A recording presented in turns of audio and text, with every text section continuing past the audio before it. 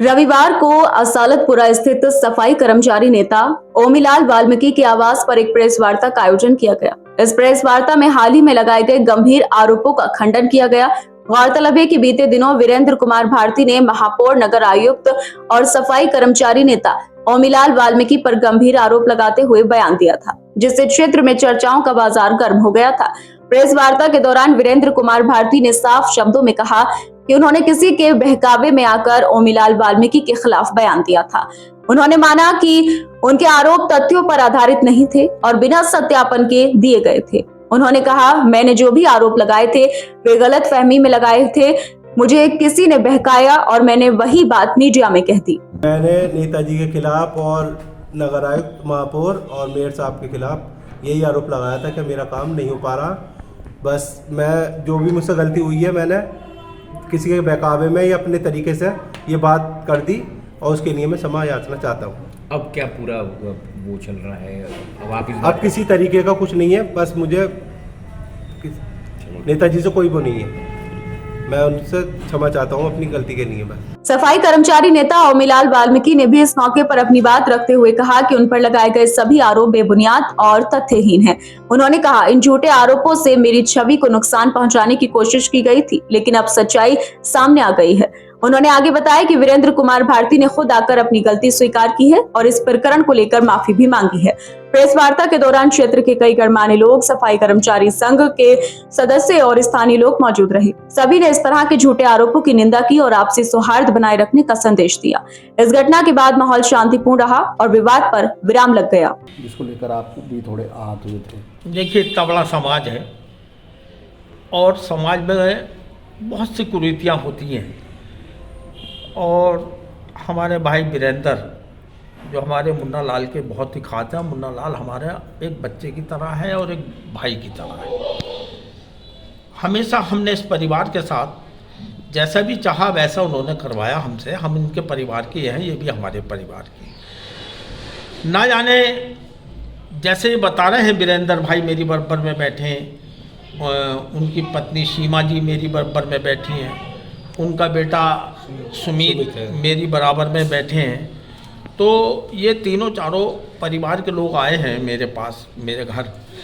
तो आज हमने सभी सम्मानित लोगों ने, इन्होंने ये तय करा कि भाई मुझसे जो भी कोई किसी ने कहलवाया, गलत तरीके से कहलवाया आपके खिलाफ, और नगर आयुक्त और महापौर के खिलाफ जो जिस तरीके से मैंने बख्यान किया है वो पूरा निराधार है, गलत है और मुझे ऐसा नहीं कहना चाहिए था।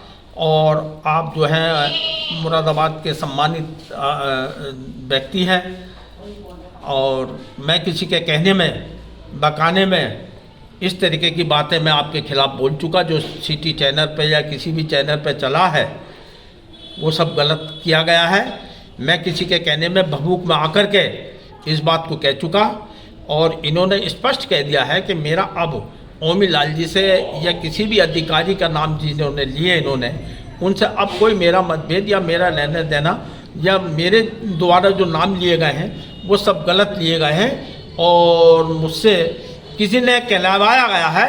और जिन्होंने कहलवाया गया है, मैं किसी दिन आदरणीय नगर महोदय से और माननीय महापौर जी से मिलकर के मैं उन लोगों को ओपन कर दूंगा जिन लोगों ने इन मेरे भाई वीरेंद्र को जिस तरीके से बलगराया गया है और नगर साहब का, महापौर का और मेरा नाम लेकर के घसीटा गया है, जो झूठा है, जो गलत है। ये वीरेंद्र भाई, उनकी पत्नी, उनका बेटा और मेरे सम्मानित लोग भी यहाँ शहर से आए हुए बैठे हैं, इनके सबके सामने इन्होंने इसको स्वीकार किया है। जहाँ तक मेरा इनका कार्य की बात है तो कार्य तो मैं समाज का करता ही हूँ। इनकी बेटी नहीं, वो मेरी बेटी है, लेकिन ये भभूक मान करके गलत तरीके से किसी के कहने में कह चुके, वो इन्होंने स्वीकार कर लिया है और अब ये आंदा इन्होंने इस तरीके से बात को कह दिया है। कार्य तो इनके होते रहेंगे और करता रहता हूँ मैं समाज के अंदर कार्य, अधिकारियों का हाथ मट्टे जोड़ लेता हूँ और करा लेता हूँ।